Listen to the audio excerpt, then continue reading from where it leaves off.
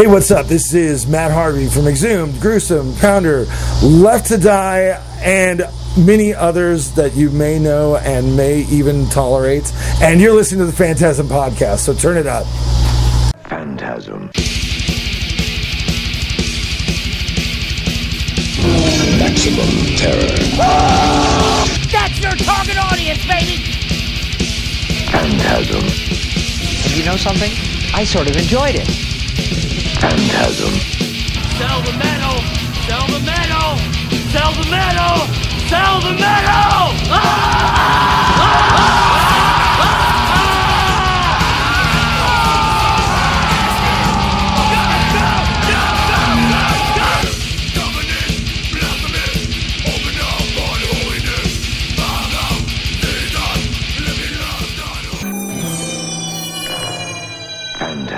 Hey, this is Dr. Vincent West, medical doctor. I haven't done an in-person interview in 3 years, and I'm here today with one of the heroes of this podcast. He and his cohorts have been doing this since we started this 7 years ago. Here with Matt Harvey from Exhumed. How are you?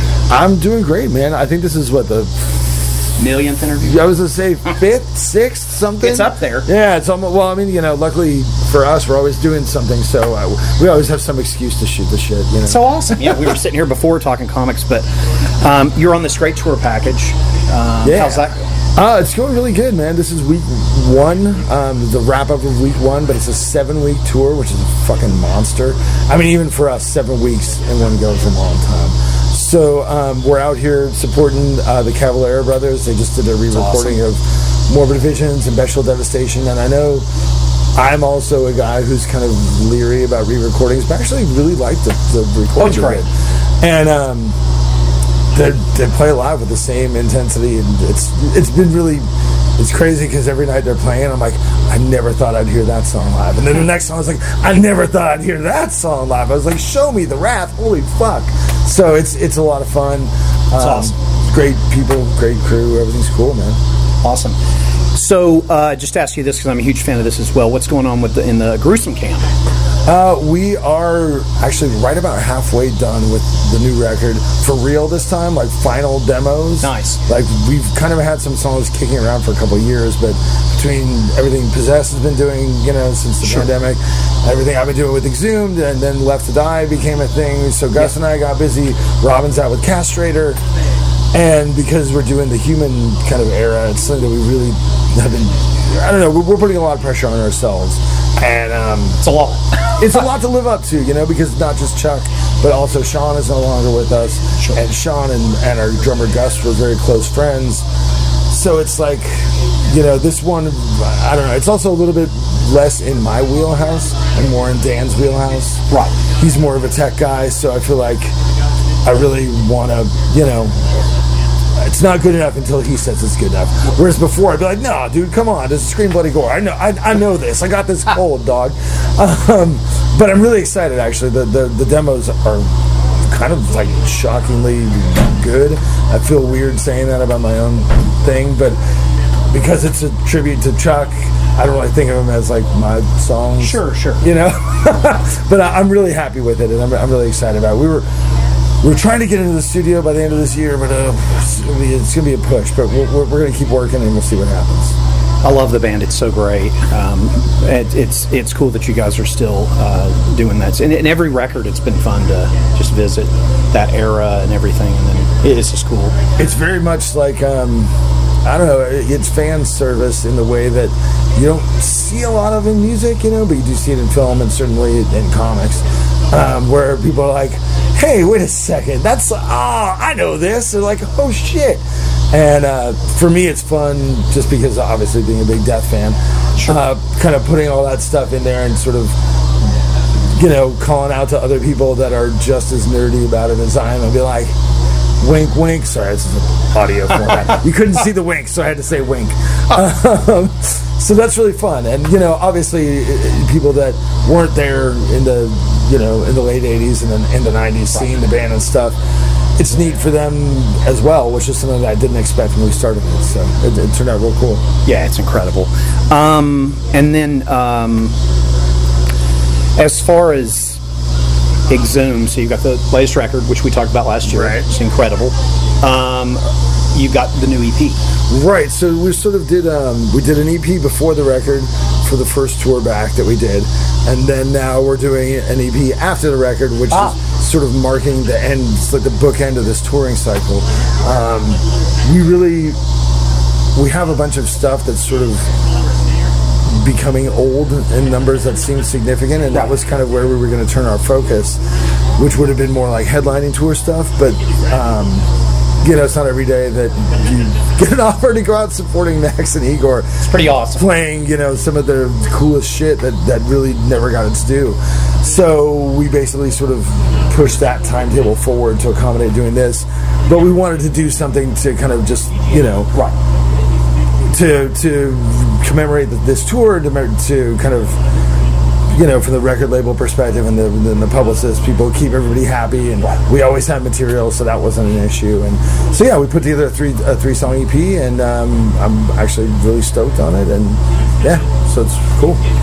So with the did you all physically release it, or is it just digital? It's digital only. The schedule was so tight between getting the offer for this tour, figuring out what the EP was going to go on, then we toured for 2 weeks with Venom Inc., went to Japan, went to Australia, came home, finished the EP, turned it in, and then then there was a bunch of other shit to do to get ready for this tour, and we expanded our studio and blah blah blah. Right. So it was just like a fucking marathon basically since June. I'm more relaxed on tour than I have been since like the beginning of June. It's been running. That's how much work it was. So yeah, it's been crazy. Now, have you just little stuff, nothing too big reveal, anything for the next record? Are you already kicking tires on that? We have a lot of ideas. Really, the thing is that for next year we're probably going to be doing like more commemorative stuff, because like I said, I don't want to give away too much just because it pisses off the powers that be. And I also don't want to undermine people that are excited about this tour, but we have a lot of plans in place that are sort of revolve around the earlier records. Nice. For next year, because a lot of them are getting long in the tooth, and so there's some reissues and some various kind of things that are kind of coming together around that. Cool. But we do have a pretty good idea of a lot of the next record, but we're in a position now where there's so much sort of past catalog material that's going to be kind of resurfacing that we're under no pressure to really do anything, which is kind of fun, because usually we're in a very kind of rigorous schedule. Yeah. So we've had time to just sort of like wait until like an idea came to us, and we're like, oh, that's great, like look at this, we could do this and that, and then like we can just put a pin in this for a couple months and we'll talk about it later, and then that's cool. So yeah, it's gonna be fun. And we did this whole EP ourselves, recording. We didn't master it, but did all the recording and the mixing ourselves this time as well. So in the studio that you all built. Yeah, exactly. It was new last time I actually saw you in person. Right. So it's kind of given us a lot of confidence for the next record that we're basically going to do almost everything just in-house. Nice. We're trying to think about what that will allow us to do with how we make the records and the time scheduling and the rehearsing and the writing and be able to really do it at our leisure, because we're always fucking there's always like, oh shit, the next thing, oh shit, right. So now, if you could do, and I don't think I've ever asked you this before, I was always curious to know this, you do these rigorous tour cycles. Is it fun to just go do festivals sometimes, just do one-offs? Do you like that, or is that actually more stressful? I find it way more stressful. Oh, okay. Because on tour, we have all of our own equipment, we have our own vehicle, right? We have generally our own sound guy, our own merchandiser, and you can kind of plan a little bit more accurately if you're playing 30 shows. Well, cool. Then you can make a bunch more T-shirts, and even if you don't sell all of them, you're like, well, cool. We made our money back and then some. On week 2 of this fucking 4-week tour.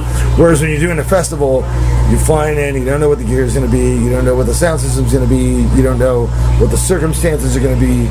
And it's just a lot less predictable. And because we're not a band that like lives in the same city and like gets together 3 nights a week and practices, it's not like we don't rehearse until there's something to do. So it's not like, oh yeah, of course, we're just sitting around hanging out practicing. Like, we'll just come and play wherever. So the amount of prep for one show is not that much less than the amount of prep for 30 shows. Gotcha. So I would rather just play 30 shows because it's like, it's just more financially viable for us to keep doing this. And like I said, we know what we're getting into, and it's all, the more control we have over it. We don't have to talk about it on here, but one of the first interviews I ever did with you in person, you were telling me about a debacle in Mexico. Which debacle? Oh, when I went to jail? Yes. That one? I was going to say, there's been a couple. That was the one. And then someone else, I think, had to do your...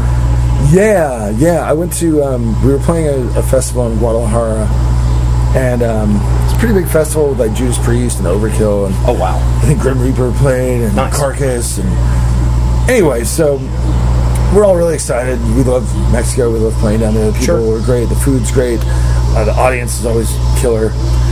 And as actually right before Ross rejoined officially, he was just kind of doing some fill-in shows for us at that time. And I thought I had this big plan, because Ross and I were really good friends growing up, and then we kind of fell out and lost touch, and then he was sort of slowly realizing that it would be cool to come back. And I thought, all right, we're going to play this show in front of like 3,000 people. It's going to kick ass. And they're like, so why don't you come back and just actually be in the band? It'll be like the perfect moment, Probably put more thought into this than like proposing my wife, honestly.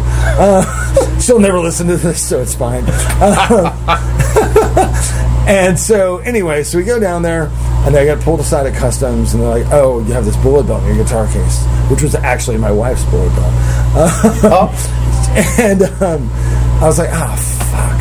I'm like, she's going to be so pissed because they're going to have to throw it away and this and that. I was like, all right, I'm sorry, like, whatever, just take it. And they're like, no, you can't have this. I'm like, yeah, I know, just take it. And I speak very little Spanish, despite being from California, which is mildly embarrassing. And anyway, so the guys finally explained to me, he's like, no, this is only the military can have this caliber of bullet. I'm like, but these aren't real bullets, and there's no gunpowder in that. I don't know.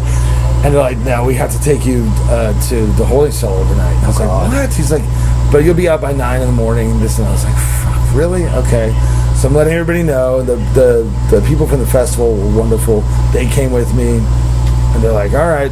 And the issue was, though, because I didn't speak Spanish, I needed a translator. And the only translator was like apparently quite far away and doing something else that was far more important. So by the time the following morning, because they brought me up, and I was like, cool, I'm ready to go. And they're like, no, actually, you're just going to like get your picture taken, take your fingerprint, this and that. And, so then I had to go back down. I was like, shit. And then the wheels start turning. Obviously, you're sitting in jail. It's not like it's scary. Yeah, you don't have your phone. You can't talk to anybody. It's like. So first, my goal was like, well, if I get out at 9, I can still like change my strings like I was going to, and this and that. Then I was like, well, I won't be able to change my strings. And then I was like, fuck, well, what if I miss the show, and then if I'm here another day, then I start thinking like, if I'm here longer than like a day or two, like what am I going to do? Who am I going to call? How am I going to work it out with the fucking this and that? Finally, right before we're scheduled to go on, the translator comes, and he speaks perfect English, thankfully, and he explained to me, he's like, this whole thing is ridiculous, and normally they would never have done this, but there was a huge shootout between the cartel and the federales, like apparently a couple days within a week before, and so there was like a super crackdown. Everything was like, we're not letting anything slide, like blah blah blah. And he's like, that's the only reason they held you here, but it's also the reason that I'm busy is because some of them have American lawyers. And so I have to go there and talk to them on behalf of the state, and now I have to come here and do all this. And I was like, so, like, am I like, what happens to me? Like, can I come back here? Like, yeah, it's fine. This is basically just a warning. I'm like, that's it? I was like, all that for a warning? Like, I've been... That's scary. Yeah, I've been in jail for like, 18 hours, and it's like... no problem re-entering, no nothing, everything's fine. So I get back, and they had just finished.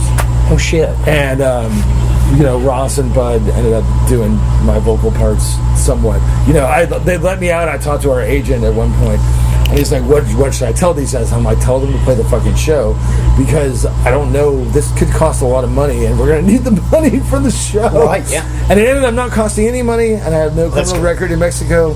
It just was a really weird happenstance, and I waited a couple of months to ask Ross to join. He still said yes, so it's fine. But yeah. You would think they could just Google you and be like, there's photos got to be out there of you with the bullet belt. Yes. And I explained to them, and they're like... It's like, I'm a performer. Right. And that's what I said. I'm not being disrespectful. It's a costume.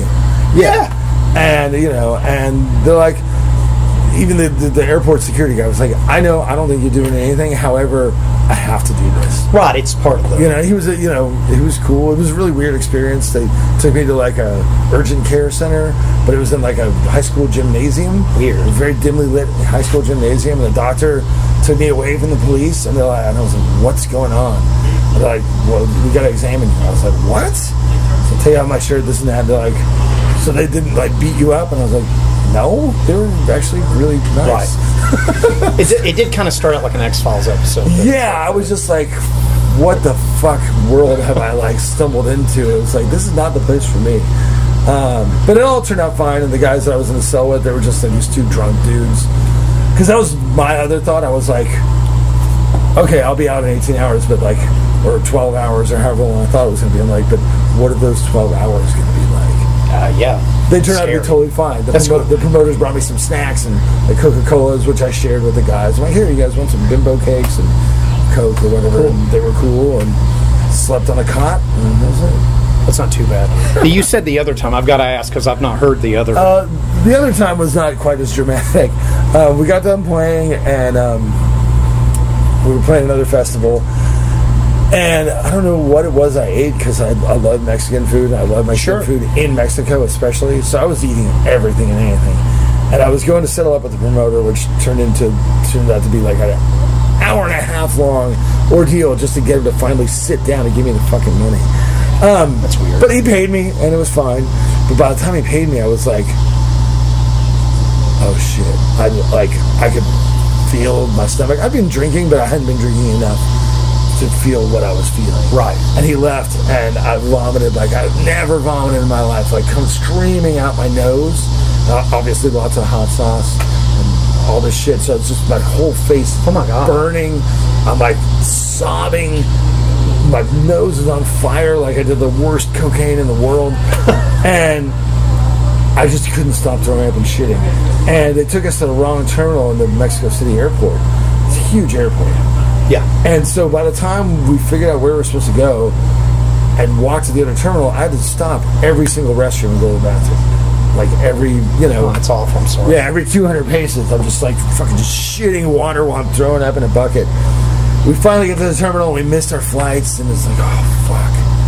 But that was just, whatever. That was just a hilarious poop and barf story. We missed our flight. We were delayed by a few hours. It cost $100. It was no big deal. Oh, that's nice. So, yeah, much better than the other one, what could have been the other totally. So I had a couple of near misses, and it was really funny because I remember after the whole night in jail thing, I remember I was talking to the guys at the label about it. I was like, I don't know, man, you think this is publicity worthy? And like, yeah, I don't know, maybe we can write a story about it and see if anybody picks it up. And then the next morning, an article came out that the guys in Destruction got held up at gunpoint driving through Mexico. And I was like, well, that's a much more interesting story. So go with that. Oh, my Lord. The festivals down there, I've only been to one. And it was like 20 years ago. I went to see, the reason I went, I saw a bunch of stuff, but I went to see, the black metal band that doesn't basically exist anymore. They're down to just Pest. I can't think of their name right now. Okay. I don't know. Frank from Obituary was in it too. I don't know why I'm drawing a blank on this, but I went to see basically the original lineup of that band. Okay. With the controversial vocalist and controversial bass player and the bloodletting and all the cool. And it was cool. But it was also one of those things where my cab driver was like, when you go to your hotel, because I'm a quarter Cuban and I don't know, I should know Spanish or something. And, right. And I get to the hotel and he's like, just stay in your hotel. And I was just like, I'm staying in my hotel. Right. And there's your $50 tip because I appreciate just the heads up. Right. To keep me safe. But no, it was cool. Yeah, usually when we go down there, we're out a lot, but we always have somebody with us. Sure. The show promoter or the tour manager or somebody. Right, and they're like, hey, this is totally chill. Like, wherever you guys go around here, just fucking have fun. Don't go over there. And it's just like, it's like going to any major city here. It's like going to Los Angeles or Baltimore or Nashville or whatever. Yeah. It's like, you know, if you've never been there, especially if you don't speak the language, you know, street Be sluts. careful, yeah.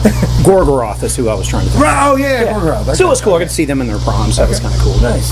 But anyway, so as far as, because I actually don't think I've ever asked you this, how did, so Gruesome, which I love, and Pounder I love. I would love another Pounder. Well, we're just waiting on the artwork right now for that. Fuck yeah. That's awesome. I'm glad I asked you about that. I love it. It's so good. Thanks, man. Yeah, it's killer. I love the stuff you do, obviously. A little biased here, but hey, it's great stuff. You know, you should buy it and spend money with him. Matt's a great guy. But did you expect Gruesome to be, because it seems like, oh Lord, you okay? I'm good. Yeah. Did you expect Gruesome to be what it is? Like, it's got really popular. No, right. In a word, absolutely not. It never occurred to me. I thought it was kind of a goof. Obviously, it was like a goof that we put a lot of effort into and work, and I really, I wanted it to be great, but I really just was doing it. I was like, there's going to be a small group of people that probably love it, and then a little smaller group of people that probably might hate it because they might think it was disrespectful or whatever, and then that'll be it. Right. And, but it'd be a little blip on the radar, and I didn't even think there'd be a second album. And I remember talking to my wife at the time, and she's like, oh, now you're going to start touring with this band too, and this and that? And I was like, we might play a show, maybe. And I always, every time I do something, I look at her and she's like, don't fucking say it. Don't fucking say it. And I'm like, okay, I know. I won't say it. But I'm really grateful that, because obviously the people that were, aimed for as death fans, and we're death fans, and the fact that death fans like what we do enough to support it. Oh, yeah, it's killing. That's just like, that's very humbling. And it's led to a lot of really cool stuff. Like, Gus and I, Gus, the drummer for Gruesome, we're playing with Terry and Rick, and which is really cool. And we just announced the Western U.S. tour yesterday morning. So, and that wasn't something I put together. It was like literally Rick called Terry.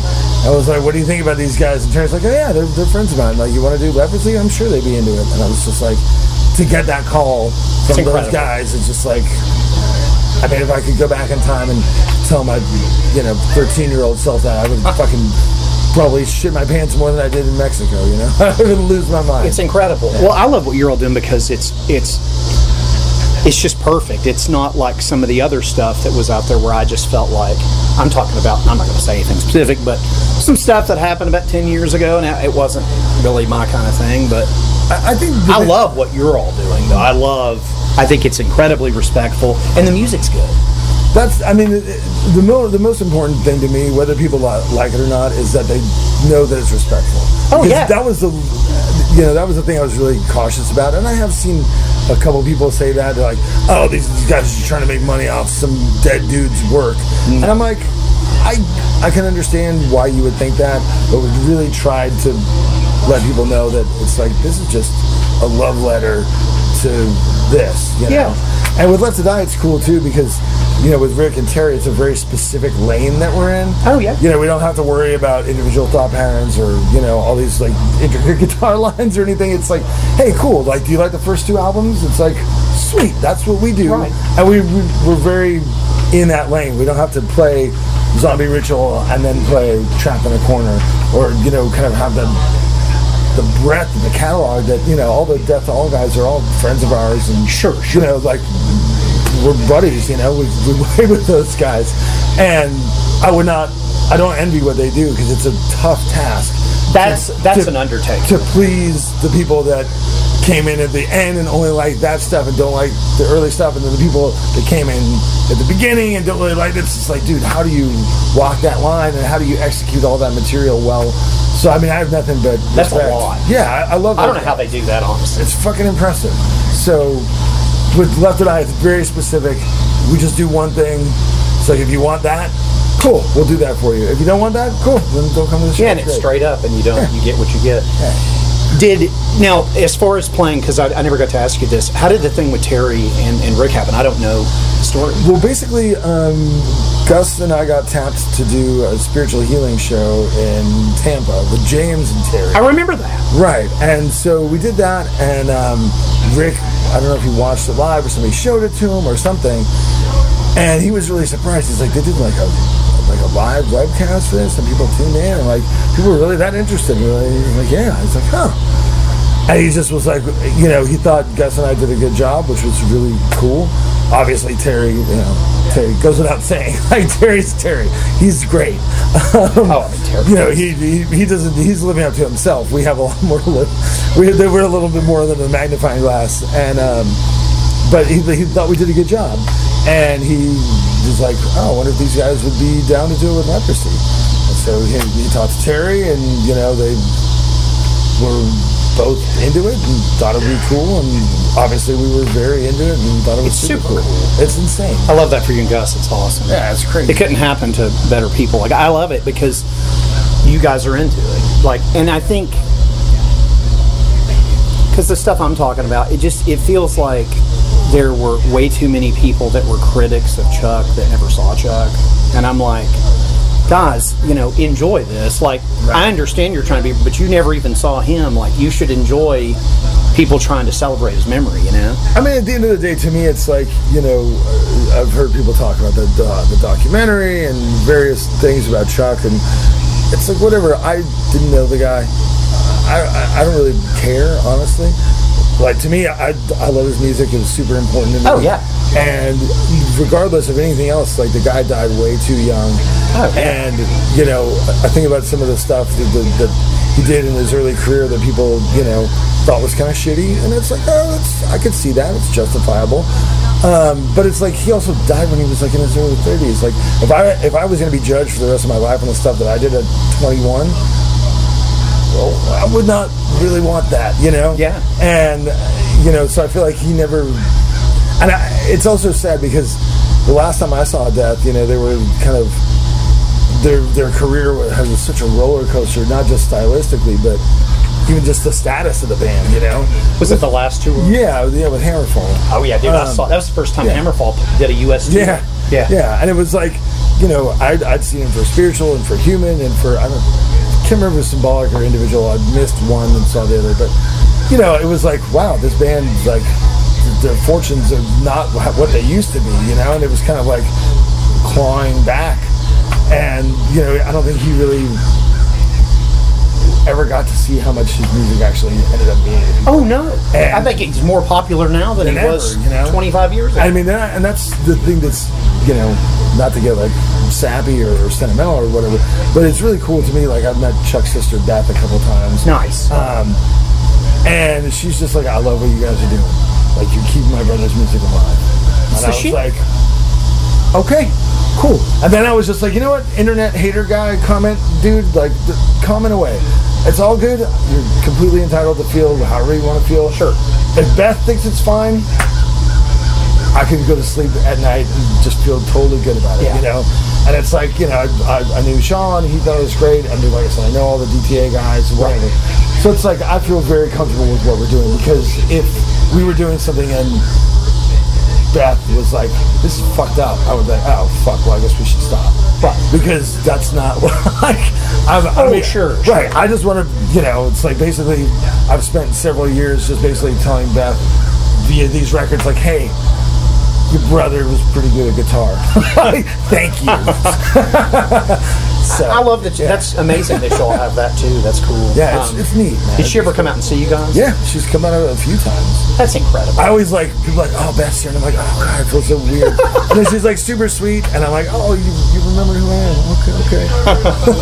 That's incredible, dude. So as far as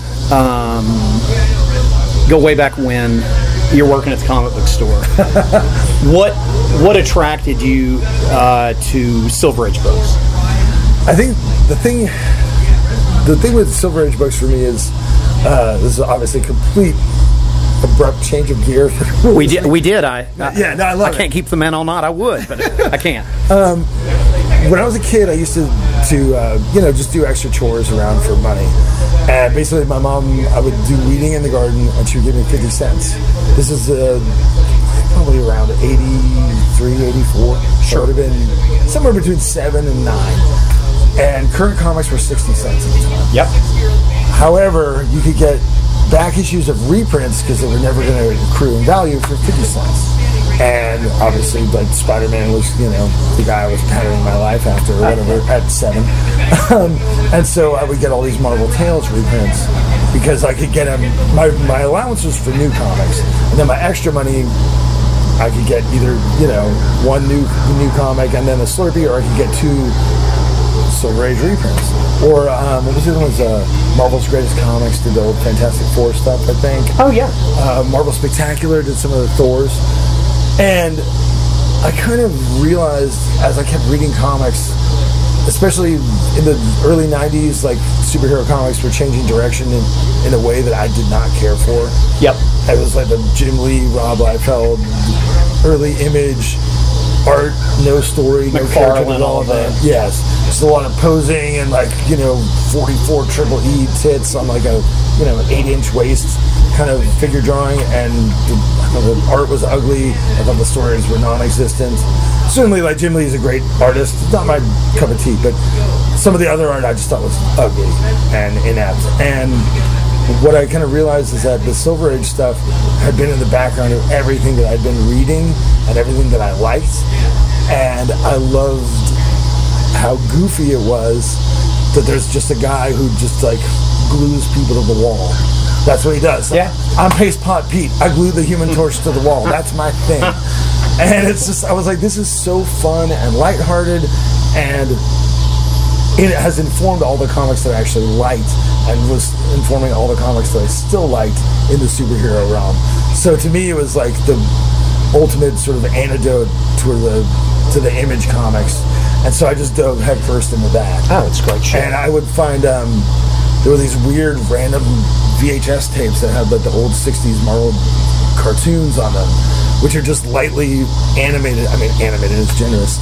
Little panels from the comics where the mouth moves. Yep. And all these corny sound effects. And I was just like, this is fun. This makes me feel like a kid, and, gives me that sense of enjoyment that I don't get from comics now, or at least from superhero comics. Yeah. That were coming out in 1993. So. Yeah. What about your favorite Rogues Gallery? And you can pick a Silver and you can pick a Marvel and a DC. Okay, that's good. I mean, I think it's pretty tough, but I really think it's a cliche answer, but I think Spider-Man is my favorite. It's the shit. Like, the Fantastic Four of Dr. Doom is my favorite, whatever, antagonist. I don't even know if I'd call him a villain. But, like, Spider-Man, that first round where you've got, the Lizard, Kraven the Hunter, Dr. Octopus, Green Goblin, Sandman, Electro, Mysterio. Oh yes, thank you. They're just, all those guys are so neat and so interesting, and I love Ditko's style. I think that's the best Marvel Rogues Gallery, and the fact that it's still, aside from Venom and Carnage, those are the only 2 major foes that have stuck since.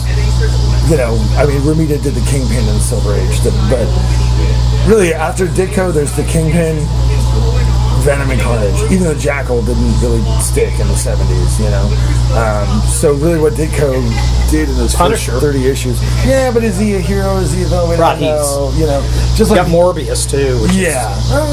I guess that is technically Bronze Age because Kirby was. Yeah, it starts going. I'm cheating now. I'm going into. But I think I marked the Bronze Age as starting when Kirby leaves Marvel. Absolutely, that's like the thing. And then I would say DC. I love the Flash. The Flash's Rose. God, you literally read my mind. It's so fun. Mirror Master is like my favorite. He's so neat. Fuck it. He's my favorite. Yeah. Him and Elongated, man, and Gorilla Grodd. How can you go wrong? Gorilla Grodd is fantastic, but you got, obviously you have the Turtle, who's the opposite, but you got Heatwave, you got Captain Cold. What's Captain sister, the Golden Racer or whatever. Yeah. Golden Glider. Golden Glider. Golden Glider. You got the Rainbow Raider, Pied Piper, Weather Wizard. You're killing it today. Dude. I mean, it is a great logo. And they're all really different and gimmicky. The Trickster, right. Mark Hamill. Yeah. I mean, that was like, he kind of fell off my radar completely after Star Wars. And then somebody told me, like, you got to watch this Flash show. Mark Hamill's on it. And I was like, what? And that was, I mean, for its time, that was a great TV show. It was great. I mean, because I grew up with, like, Wonder Woman and the Hulk. And I was like, this is certainly better than those shows. Oh, yeah, it's a good show. I'd rather watch Linda Carter run around in tights. Oh, absolutely. I learned a lot about myself watching that show. I was just like, I want Wonder Woman to tie me up. Yeah. and for me, it was Aaron Gray from Buck Rogers. Yes. Dude. Yes, sir. Her and Heather Thomas from The Fall Guy. Thank you, because everyone always... Heather Locklear. I'm a Heather Thomas guy. Heather Thomas is... I have a framed picture of Heather Thomas for that swimsuit, the hot tub photo session. Oh, dude, it's the... Every straight male in America over 43 knows exactly what that is. Even if they don't know who she is, they'll see it and be like, oh, that. Oh, yeah. I remember watching her on... a few years ago, it's been probably about 10 years ago, ESPN was showing the old celebrity... Oh, the Battle of the Network Superstars. Yeah. And she was on there running around, no bra, and I'm just like, God bless you.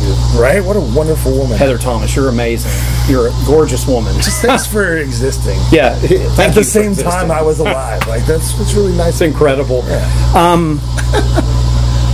You know, I think it's funny with Spider-Man, though, like, I still read books. But I've gotten real picky about it. But right now, I was going to tell you, DC has got some really good stuff. Okay. The Green Arrow book that's out right now, if you like Green Arrow, is great. I do like Green Arrow. The Green Lantern book that's out right now is incredible. And amazingly, and I haven't said this in years, the Superman book that's out right now is the shit. I've heard really good things about that. It is I got a buddy fucking back awesome. home that, like, the only comics he still buys are Superman Action Comics. And he's like, I've been doing it for years, and it's been some rough years, but he's like, the last few years have been really great, and it's awesome. Yeah. So, the Superboy and I love book. Superman stuff. There's a Superboy book that's out that's real cool, too. Awesome. Where they've rebooted him, and then I'm trying to think of what else. And then the Nightfall series I was telling you, or not Nightfall, that's old. Yeah. The Night Terrors. Okay. Which is it's KNIG. Right, I figured it's DC. You'll like it. It's cool. 2 issues per thing, and it's really good.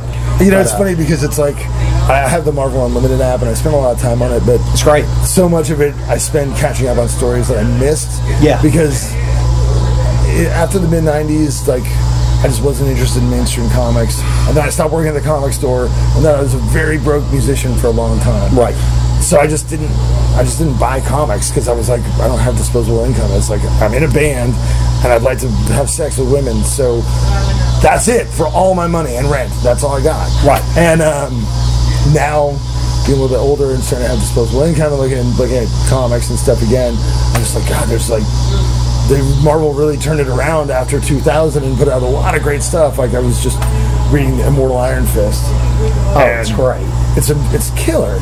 Immortal Hulk's next on my list. So it's like I'm still catching up from like 20 years of stories. So the Hulk, you'll love that. I've heard so many good. So it's basically horror, and it's very much.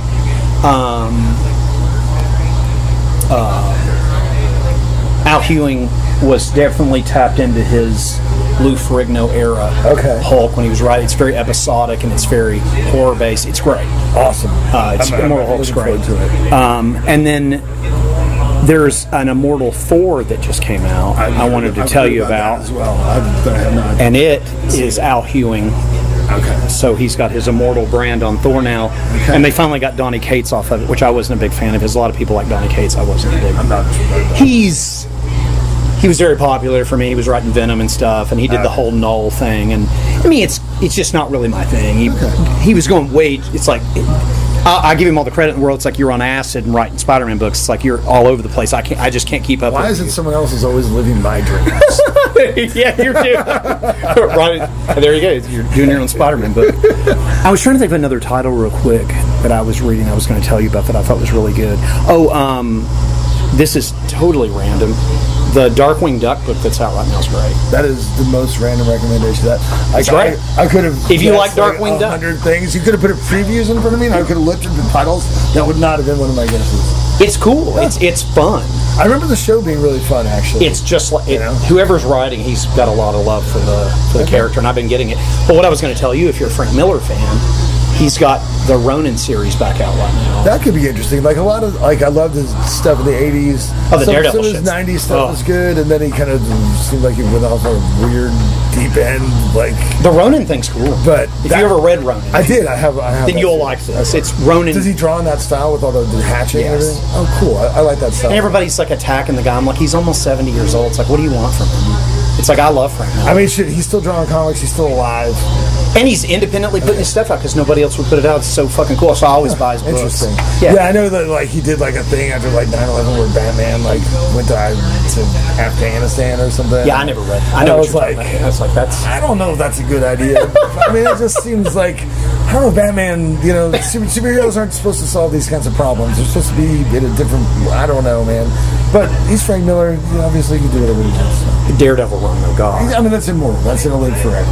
I don't know how anybody can get it. Like it's like the best shit in the world. Because I did a couple books with the CGC signing, and I sent in and had him sign my Daredevil 158. Okay. The graveyard scene. First already down. But I mean, how can you not love that? But it's like the Ronin thing. You might dig it though. Cool. I'll have to get you some copies because that's the one funny thing. He won't put them out digitally. You want what? He won't put them out. You have to get them physically. Nice. But I'll bring them to you. That. Oh, I think it's cool. But he did all the art, and all these people are super critical of it. It's like, dude, he's like, if he's not 70, he's getting there. It's like, it's fucking Frank Miller. Like, right. I mean, because Kirby's like my personal hero, not just my favorite artist. But you look at some of the stuff he was doing for Pacific in the '80s, and you're like, I don't know, man. Like, this is no. Yeah. You can see the shapes and everything, but you're like, this is a far cry from what he was doing, in the mid to late '70s. But it's like, the dude's he's 70 years old, man. I don't know.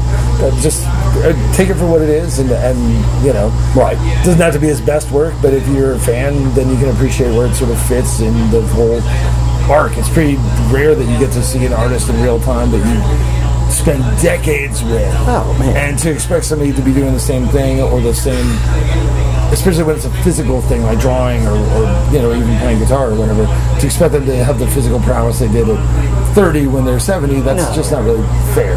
It's not fair, and it's like, look at his legacy. That's just like Romita died recently. Right. It's horrible. But what was cool, Marvel, that entire week, every Marvel title had a throwback Romita thing. Oh, that's awesome. Which I thought was cool, because I always loved him. But.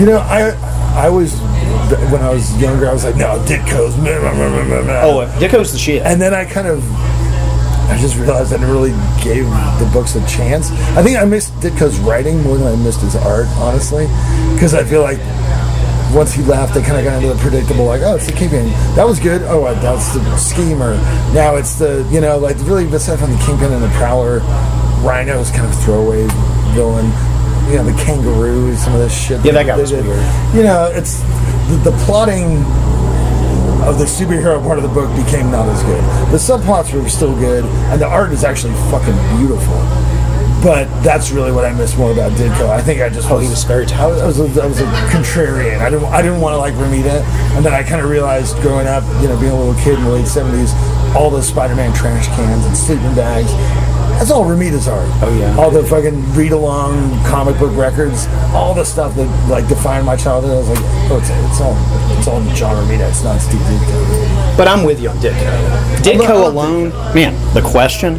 I mean, Ditko's also completely insane. I mean, however insane I love The Question. Frank Miller may or may not be or have been, Ditko's probably far more insane.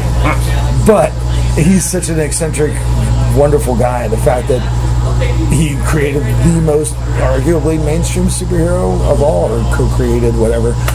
That's pretty neat. That's just such a fucking weird dude did that. You'll love this. My local comic book store guy, his name's Jonathan, when he was a kid, because he's only in his 30s right now. Okay. But when he was a little kid, he wrote Ditko.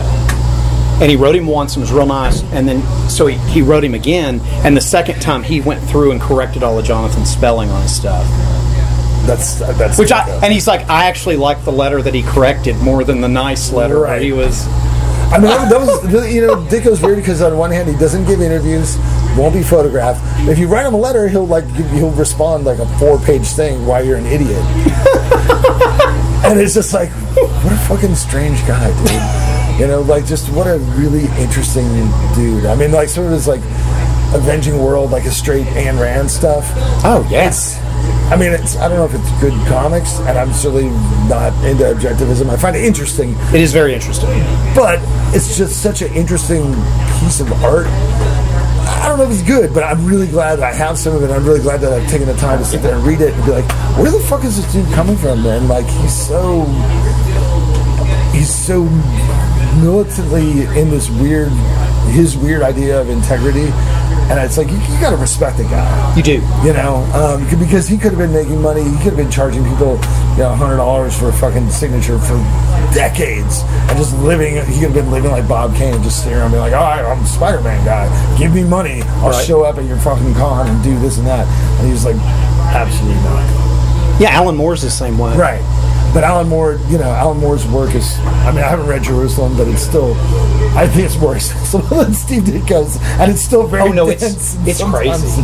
I've not read, but now Watchmen, I mean, I love. His run on Swamp Thing's what got me. Perfect. Dude, that stuff. And it's funny, there's a friend of mine that I just kind of correspond with that lives in London. Oh, okay. And I'm not sure where he was at, and he met Alan Moore. And he was like, I'm not going to sign anything, but I'll take a picture with you. And he was super cool. But he doesn't do any of these like signings, these comic book things, try to get him in for say he won't do it. I think somebody asked him for his autograph while he was singing Piss in the 80s, and he's just like, I'm never doing this again. And that was it. And I've never heard that. That's great. Yeah. That sounds like him, too. Yeah, he's nuts. I heard some interesting things, just like, like he was really breaking everybody apart, especially Stan Lee's balls in the early 90s. Sure.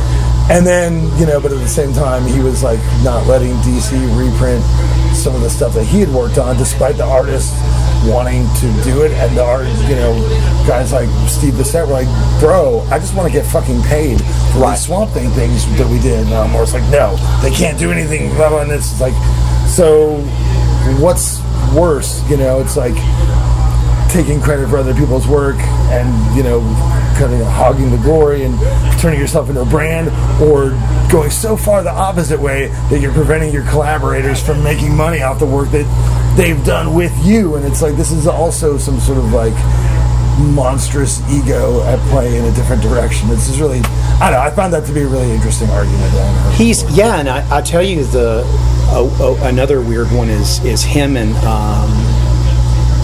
he was feuding with, this is like 20 years ago, with... Thank God Alan Moore doesn't have Twitter. Oh, I know. Hopefully he doesn't have the internet, but, I mean, I love the guy. It's like, but what, the guy that did the Hellblazer stuff. The artist. Was it... I cannot believe I cannot think of it. I was about to say Delano, but it's a writer. Anyway, it'll come to me tomorrow. Yeah, me too. So they were, I guess, talking about this stuff, and I love Stan Lee. I mean, I think Stan Lee. How can you not like Stan? It's like, I love Stan. I mean, I think of Stan as like my third grandpa. Did you ever get to meet him? I met him in '94. Awesome. That's when I met him. I met him right before he did Mallrats. Yeah, I mean, it was at a signing. It was at San Diego back when it was mostly people selling comics. And he had his assistant there, some lady with him. I have this cover of Fantastic Four #1 with no cover on it. And then, I bought like $5 to sign. And he goes, the first Fantastic Four, 1963. And I was like, wasn't it 1961? And his assistant goes, I think it was 1961. Stan, 1963, okay. And I was like, could you write Excelsior? I don't know, it's one more word. I'm just playing with you, of course. And I was like, damn, that was cool. He didn't call me True Believer, but... It's still pretty good. I didn't want to ask for it because it seems stupid. That's awesome. Did you get to meet anybody else? No, I met Neil Gaiman once. He was really Perez, weird. Neil Gaiman was really weird. I can imagine. He seems like... He was nice. He was just really weird, because my friends didn't tell me who he was. Oh, okay. And this is at a time where I wasn't reading comics in like the early 90s. And I actually took him to this event that my friends were doing in Florida, and he was very bizarre. He seems like Very smart guy.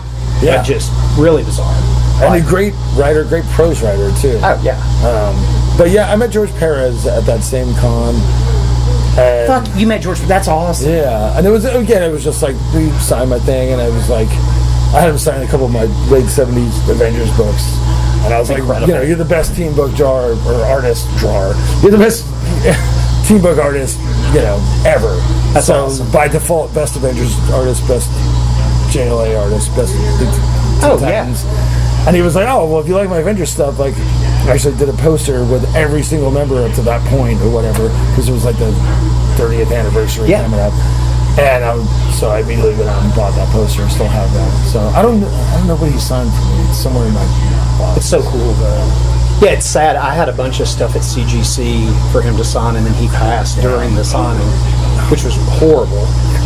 Just like, but well, I mean, I never got to meet him. I would have loved to have met him. It seemed like people, they at least saw it coming, and they were able to reprint that JLA Avengers book that he did with Kurt Busiek, which, I mean, honestly, is one of my favorite comics ever, because it's like, if I could ever write a comic that, one thing, that would be what I would want to do, because it's like, you get to play with all the toys. It's just like being a kid in my backyard with all my Secret Wars toys and all my Superpowers toys, because that's what I did. And it was like, same here. Wolverine tries to cut Superman, and it's a whole thing, and whatever, So I was like, damn, you got to do that, like, for real. I mean, Neil Adams was the last person I got to meet before. Amazing. Well, it was crazy because I couldn't believe it. I was at this con and there was nobody talking to him.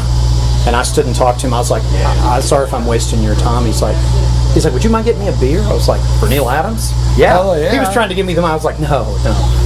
Here's two. Yeah, I think we all. Yeah, it's Neil Adams. Dude, the Batman run. Oh my god. I mean,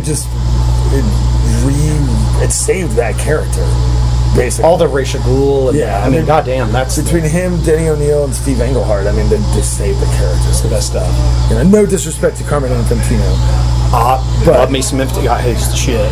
but The Flash stuff we were talking about. Yeah, he did a lot. The Green. Didn't he do a lot of the Green Lantern? he did a fair amount of Green Lantern, but yeah, Flash was this real big one. And love the Flash. He did he helped Batman kind of survive, because I think before the TV show, it was like one of DC's like worst selling books, which seems Really? like inconceivable. Like what? Batman? And like, Damn, I never heard that. That's crazy. I also heard that like in the before Crisis on Infinite Earths and all the Byrne and everybody going to DC, apparently like Superman was selling less than Alpha Flight. Really? I was like, wow. Really? Yeah. By the way, they brought that back recently. They did. I've been reading it. I loved Alpha Flight. You need to.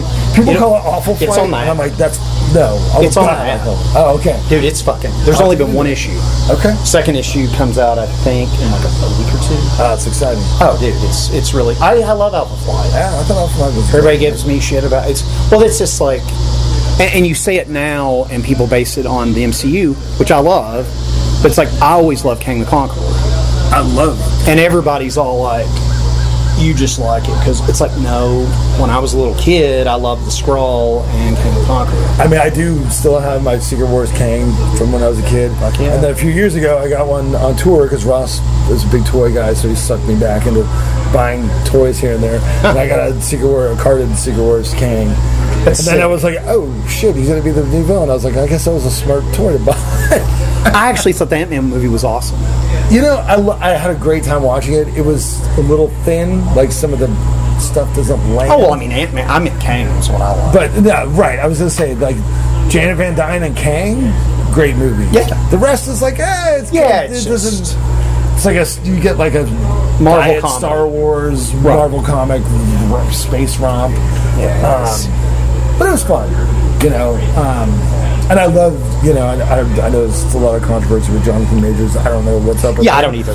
I know what's up with him as a person. He was great. As He's a Kang. good fucking actor, though. He was great as Kang, I thought. He was great in Creed. He was great in Lovecraft Country. Lovecraft Country's great. I mean, but yeah, when he came in Loki, I was just like, I couldn't take my fucking. I was like riveted, like holy shit. So in October, supposedly he's in the whole season. That's what I've heard. That's what they're saying. So we'll see. I thought Loki was awesome. Yeah, that's my birthday present from Marvel this year. Really? Yeah, I mean, my birthday's in October, so I get happy early birthday. Yeah. You get Loki. It can't be worse than Secret Invasion, no matter what. What did you? So here's my thing with that. I'm actually glad you brought that up. I love the Skrull and I love Nick Fury, and I was just like, what is this? I didn't hate it.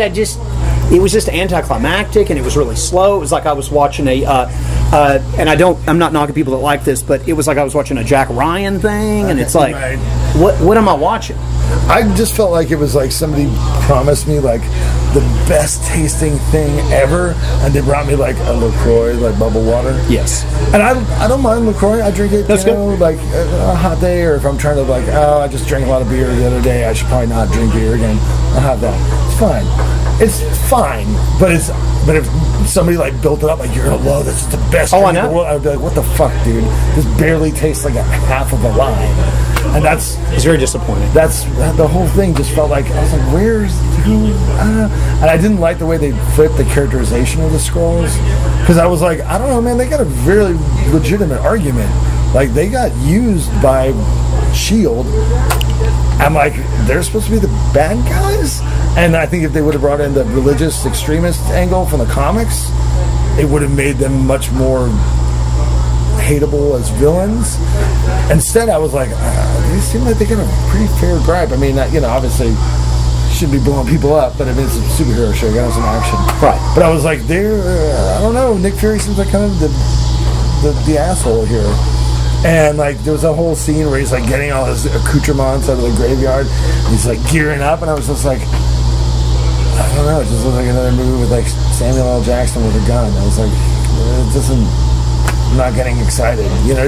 It almost started getting kind of good at the end, and I was just like, here's one that I'm ready to take abuse from you on this, but I could not get into Guardians 3, and everybody just thought it was the greatest thing they'd ever seen. I thought it was morbidly depressing, and I didn't understand what I was watching. Like, it just felt like, because I thought the first movie was incredible. Right. I thought the second movie was not that great, and then I saw this movie, and I was like, this stuff with Rocket was morbidly depressing. I felt like you missed an incredible opportunity with High Evolutionary. You had a great opportunity to do something amazing with that, and you didn't. And then the rest of it is just, and again, you guys know this, and I'm sorry out there, but I got to do this. I don't understand everybody's obsession with James Gunn. I don't think he's the greatest director in the world. I mean, he's okay. I didn't like that Suicide Squad movie either. I did like Peacemaker. I thought Peacemaker was great. I like the Suicide Squad movie a lot, and I thought Peacemaker was great. I did like the first two, and I liked the third one, but did you love it? Like, I know these people that were just like they had seen Top Gun last year, and I'm like, I didn't do that when I walked out of Guardians. I was just like, I liked it, but I felt like it was sad, but it was kind of in a lazy, sad way. Like, I think it was Judd Apatow that was saying, like, I'm a comedy director, and people think it's easy, and it's not serious. And he's like, what's easy? Making people cry. Just kill a dog. Kill a dog in your fucking movie. I'm going to cry. Everyone's going to fucking cry. It's easy. And that's what a lot of that felt like to me. I was like, this just seems a little lazy. And can we agree that Adam Warlock was terrible? Well, I didn't even think that it was terrible. I just think that they switched. They switched the serious story should have been the one that was played for laughs, and the one that was played for laughs should have been the serious one. I agree with Warlock, that. Counter Earth, High Evolutionary. I think it's a really interesting idea. Obviously, it's a biblical thing, whatever. And I was like, they spent like 10 minutes on that, and I was like, fuck. There's so much more to sink your teeth into. A lot. And that could have been neat. And especially like this idea, Adam Warlock, he's this, perfect being, but he's, unmolded clay or whatever. And nothing was really done with that. And that could have been the serious side while you let the Guardians be the goofy side. And instead, they was like, look at this dork, Adam Warlock. And it's like, yeah, it's kind of funny, but like, I don't know, these guys were funny already, and you're making them be sad. And then this guy I was like, it just feels like you're trying to, I don't know. It was good. I liked it. I don't think it will have the most like rewatch value for me. Yeah, I don't know. He lost me with the second movie and the third one. And see, the Suicide Squad, I'll tell you, I know a lot of people liked it. I'm the odd man out on that. I wanted more Harley. Like, if you watch that, she's not really in it. Right. And to the point now where she won't even do the character. Oh, really? Okay. Yeah, like, she got really pissed, and I guess they had it out and some kind of thing, and I was sitting there going, well, this sucks, because I love Harley. I mean, I don't even really like the character of Harley Quinn, but I love the show Harley Quinn. But it's also like not putting Margot Robbie in front of a camera seems like a dumb idea. You know, that just seems foolish. Kids, I love the Barbie movie. There's your funny. I love the Barbie. Ross was like, we gotta see the Barbie movie. I was like, we're gonna be in Australia. He's like, we got 3 days off. We're gonna see Barbie. I was like, this is what you want to do? I'll go with you. It's fine. Ryan Gosling was hilarious. I had no expectation. I fucking laughed my ass off. I had some feelings. I was like, this is awesome. It was fun. Super fun. I didn't know what people want. And it was like, it was like, it had a good message. I thought for everybody, people were like, oh, it's man-hating. I was like, no. It was deeply sympathetic to this guy. He's like, all I know how to do is this one thing. And like, he's hilarious. Now what? And the Barbie is like, oh, fuck, I'm sorry. Like, shit. It was like, oh, that's like a really tender way to handle this sort of like, toxically masculine doofus or whatever. Not be like, fuck him. It's be like, oh shit, you need a hug, dude. I don't know. I can't be what you want me to be, but like, let's figure this out and be cool. It was hilarious. I thought it was really good. Yeah, it was. I like I said, I had no expectations. And it was great. It was fun. I think there's too many people that get wrapped up in, and like the Guardians thing, people seem to love it. I don't know what it was. Maybe it was just that day. I think sometimes you see movies and it's like, I liked it. I didn't love it. I think that the problem with the MCU is that Marvel only kind of tells certain types of stories, and they wrapped up the last one so fucking well. And I think people that aren't comics fans or science fiction fans or whatever, that aren't in that like nerd culture, they're like, well, I'm good. You know what I mean? Like, if it's not your favorite cuisine, but you go to a restaurant, it's really good, and they're like, cool, you gotta come back because we're gonna try this other dish out. And you're like, no, I'm good. I had the dish. Like, I don't need to come back and eat this kind of food for like a year. Right. And I think that the audience is getting fatigued, and they're kind of trying to scramble to figure out what to do with it. I'll keep coming back forever. I like that one thing they do. It's great. Oh man, it's my whole childhood. What's your favorite MCU picture? I think I'd go with The Winter Soldier. Amen. Not my favorite comic storyline, but amen. It made the best movie. What a great movie. Yeah. It felt really tense. It felt really high stakes. Had good acting. It had clever dialogue that was actually smart and not just zippy. Yep. I cared about every single character. Every single character had something to do. Because that's the problem when you have all these ensemble casts. Like, what do you do? That's the problem with the first two Avengers. It's like when some of the characters don't get to do anything. Right, they're just hanging out. Here you go, you get mind controlled. Here you go, you're tied to a chair or whatever. Right. It's like, all right. So, I thought that was probably still the best. It's really good. Yeah. I watched it recently. It's hard to beat that movie. Every day when I'm like hungover and I can't get out of bed, which is becoming less often, but still like maybe once a month, once every 6 weeks. You're like, dude, I'm still like lay here and order pizza eventually. And I always just rewatch stuff while I'm just kind of fading in and out because it's like I'm so familiar with the source material and the movies, and So yeah, I do get a lot of rewatch value out of it. I think Civil War is one I rewatch the most. It's fun because it tickles all the little kid stuff, Oh, I think and it's not quite as smart as some of the other movies. You're just like, I don't know. They got to fight for reasons. I just fell asleep for a half hour. I woke up. Oh, look, it's the Falcon. Cool. I'm happy. What's weird? I hope they don't mess it up, but Armor Wars is the one I'm worried about. Them really fuck that, and amazingly Thunderbolts. I hope they don't fuck that up. Because I've been reading stuff, and it's like, how the fuck is Baron Zemo not in this movie? They're like, oh well, he's not in it. It's like, I have to think. Why is he not in it? I have to think that he's in it. I have that guy they have playing him. I think is the shit. Wonderful. He's Best wonderful. part of that Falcon Winter Soldier show. I love that show too. God damn, he was the shit. Baron Zemo. He puts the second I saw the mask, and I was like, yes, it was punch in the air with the light. I mean, I think he has to be in it, and I just think they have to say that he's not. You know what I mean? Yeah. Because I think the mainstream audience maybe doesn't care as much, and it's going to be something that's more rewarding for people. You know, at least until the internet spoils it, like, you know, on day 2 or whatever. right. But I don't know. I mean, the Thunderbolts was one of my favorite books, you know, the later Marvel stuff after I kind of stopped reading comics. It's great. But the run with Winter Soldier as the run I didn't like. So I don't know what it's going to be. You know, I don't know what happened. The Brubaker run? No, I don't. Was it Brubaker? Yeah, Brubaker did He did the one? Okay. The Winter Soldier one, yeah. I started the run where he took over the team, and I was like, this art's ugly.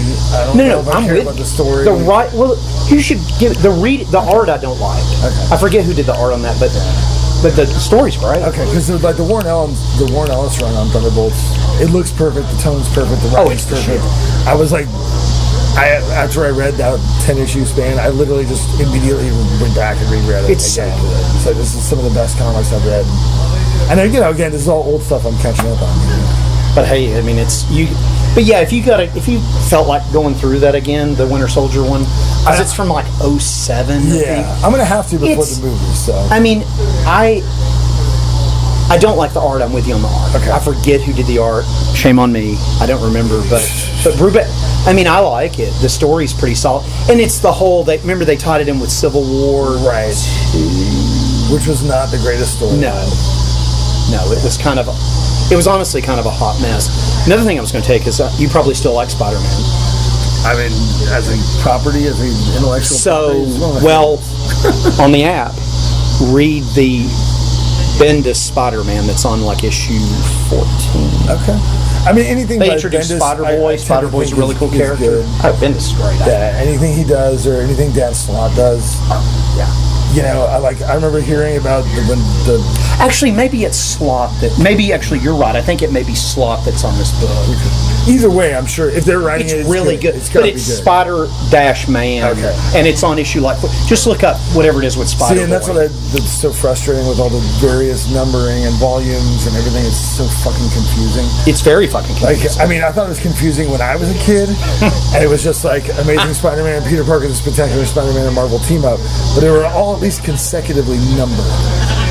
And now it's like there's 7 different titles with the same name that have been started and restarted, and then they've restarted the numbering from the previous point, and I was just like, dude, come on, man. It's a lot. It's just, it's I should be grateful because it's one of the things that stops me from going to the comic store every week and blowing money I really shouldn't on current comics. You read on that. So. Exactly. But again, like I said, I'm mostly catching up on older stuff that I've heard about now. The current Ghost Rider run is the shit. Okay. That's a character I never cared that much about, but Look, check it out. Even if you just do this, because I sold somebody on this recently, even if you're just looking at the art. Okay. And forgive me, again, cannot think of his name to save my life. The artist on that, and I'm not really sure what his palette is, if he's doing like digital or he's actually penciling. God damn, it's fucking awesome. Okay. I mean, he looks sinister as shit in it. And it's on issue like 20-something, So I think. that's a very jump-onable point. Oh, dude, it's, like I said, I mean, it's... if I could come on in Amazing Spider-Man 208, I guess I could come on Ghost Rider 20. Yeah, I mean, it's... Like I said, it's... I don't know why I like Ghost Rider. And there's a Dan Catch... It looks cool. Well, there's a Dan Catch book out. I'm not telling you to read that. This is just Johnny Blaze Ghost Rider. Okay. It's just... It doesn't say Johnny Blaze, but it's just Ghost Rider. But the Dan Catch title, it's not bad. I like it. I think it's a limited series. It's okay, but I was never really into Dan Catch. I'm more of a Carter Slade. Okay. I do like Ghost Rider, but and this is embarrassing to say, but I actually like that first Nicolas Cage movie. I thought it was okay. I don't think I've ever actually seen it. Oh, the second one's terrible because when he's Ghost Rider, he doesn't talk as Ghost Rider. The first one's fucking hilarious. The first guy he grabs, he gives him the fucking penance stare. It's pretty fucking bitching. Huh. If you like the character, I mean, they kept it pretty. Sure, is it campy and it's old? And that movie came out like 07. Sure, everybody's like, oh, it's stupid, but the content's there if you read the book. I mean, the other thing too, I think, is that people that are significantly younger than you and I, probably have a lower tolerance for movies like that because they've seen a lot of good superhero movies. Oh, yeah. When we were growing up, in the early 80s, really through the whole 20th century, I mean, it was like most superhero live action adaptations are horrible. Like really bad. Not, and occasionally pretty good. X-Men, I was like, that was actually pretty good. And that's really dated, Yeah. So I think they're very spoiled, and it's easy for people to maybe poo-poo some of the stuff. Yeah, I was understandable. I was kind of just happy to be like, dude, I'm still happy to tell everyone today that I love Chris Reeves as Superman. Still the best. I like the first 3 movies. I know the third one's Richard Pryor, but it's still got a lot of fun stuff in it. The third one is fun.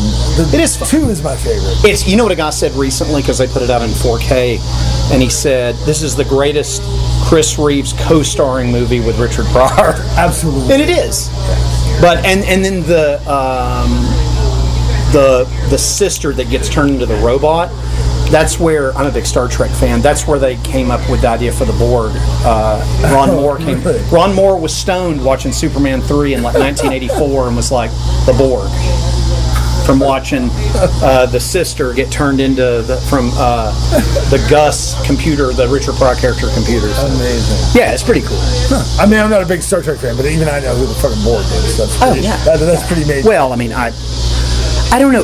I love Star Trek. I don't know why. I just always liked it. Dude, it was my thing to me as a kid. And I think when I was a kid, my uncle was a Trekkie. I think he kind of pushed it off on me.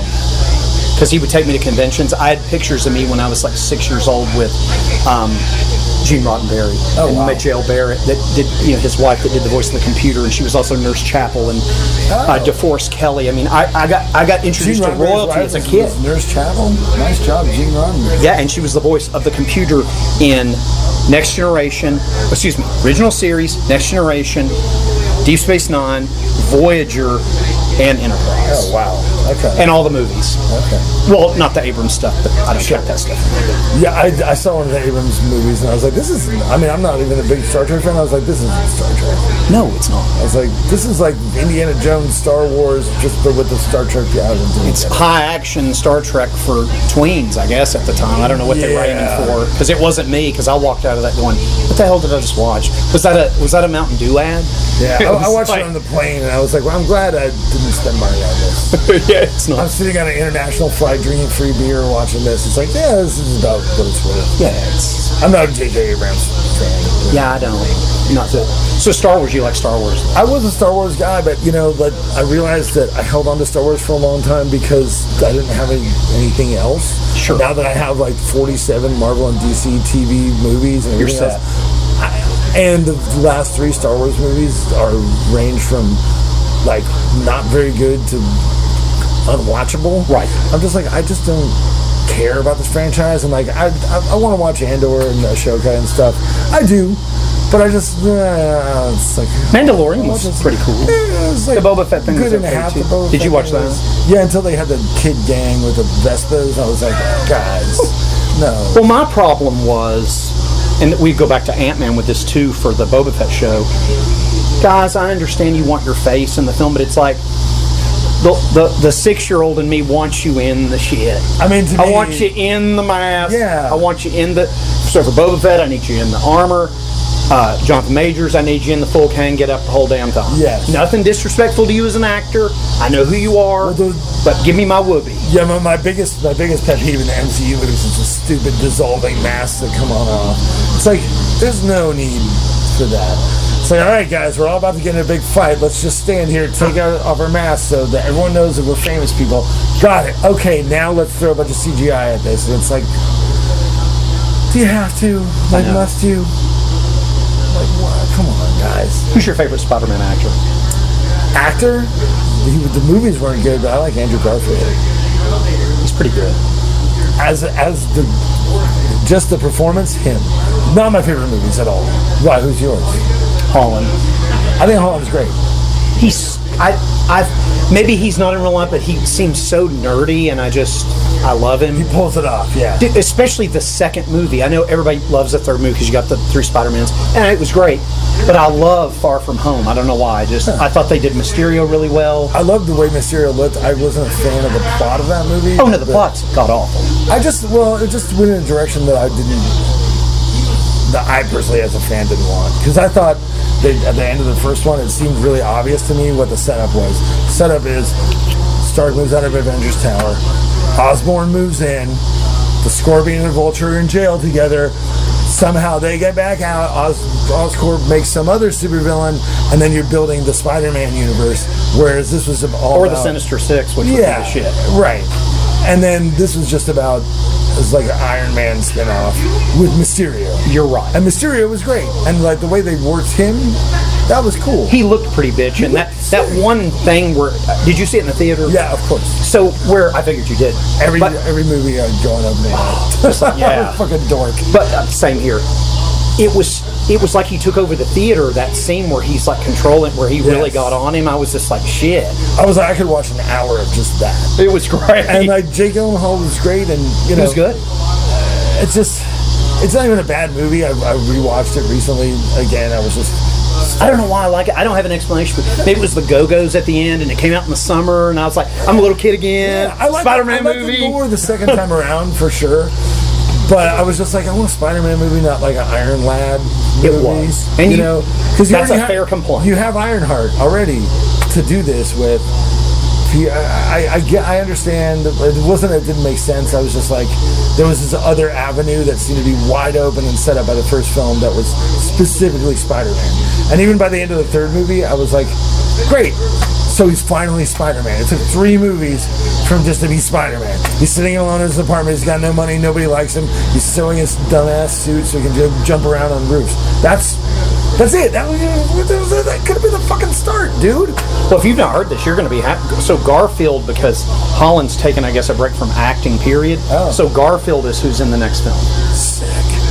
And I'm assuming they're sticking with the same director, so they're just going to run a movie with Garfield. Fuck yeah. Yeah, and he's great. He was a killer Spider-Man Peter Parker. Oh, man. And like there was a scene in, I think, Amazing Spider-Man 2, which is a terrible movie. And he's talking to some other character. And I was like, this is the first time that I've ever seen a live-action Spider-Man. I was like, oh, this is like a teenager from New York. I felt like I was watching a teenager from Queens. Yeah. And I was like, oh, God, that's how it's supposed to be the whole time. Yeah, Maguire I could never get into. He just always looks like he's about to cry.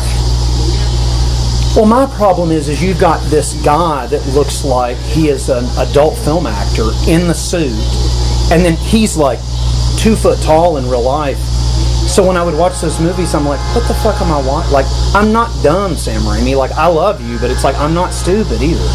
I thought Tobey Maguire was fine, but it wasn't like my dream Spider-Man. Although he's Spider-Man, too little, though. Spider-Man Next time you watch it, it'll bother you. I'm telling you, he looks like he's the lollipop kid from Willy Wonka. It's like, why is he Spider-Man?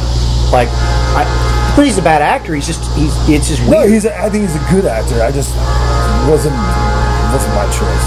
I did think Spider-Man 2 was a fantastic movie. It is. Doc Ock, it's great. Doc Ock's great in that third. He's fucking hilarious. I was like, I remember watching it as Doc Ock, and I was like, wait a minute, I know that dude. That's the you throw me the idol, I throw you the whip, dude. Yes, it Holy is. Shit. He was my favorite line in that third Tom Holland picture from Doc Ock. He's just like, Osborn. He says something like, I had it now. He says something like, walking around, nothing but a corpse. But you're supposed to be a corpse. You know, he's like, what do you mean I'm dead? Right. You know who blew me away in that movie? Jamie Foxx as Electro. Jamie Foxx is a great actor. He was just given shit material. He was great in that. Did you not think in the... No, he was awesome. They finally, it was like, fuck, yeah. Because I love when he would finally light up, he had the face shit. Yeah, I was like, yeah. Because I love me some Electro. And I just thought the whole thing, too, it was really cool. Like, he's like, man, I thought Spider-Man was black. And I just tapped into what's so great about the character is that because he's fully masked, every little kid, whether you're reading it in fucking Korea or France or wherever you are, every little kid can imagine themselves in that Right, outfit. you're welcome to you be see part of it. yourself Yep. in it. And I just thought that was really powerful. And it was also like a cute nod to Miles Morales, and even like the Prowler back in the day, yeah. But that was a really neat kind of throwaway line. It was kind of funny, but it also had a lot of heart, and I was just like, Oh, it was incredible. I thought they did a great job with it. got me in the feels, guys. It was so awesome. Man, thank you so much for doing this, man. I have talked your head also, off. I'm in a death metal band, and it's, I guess it's fairly good, but heck. He's in a great death metal band called Exhumed. You should go see them. He's in another amazing band called Gruesome, and gosh, everything you're in. I mean, everything. So, I asked you about this earlier. You all are mixing the new... We're halfway done with the final work on the new Gruesome album, but incredible. I don't know. End of the year seems optimistic, but we're close. What's in there? That's cool. What's that? It's cool. You got it. You got all kinds of stuff. And then the Third Pounder album's done. Just waiting on the artwork. Pounder's the shit. Exhumed, new EP, Beyond the Dead, live streaming everywhere. Unfortunately, no physical release, but maybe down the line we'll think of something. And lots more shit on the way. Dude, thank you so much for doing this. Dude, thank you. Phantasm. And you know something? I sort of enjoyed it.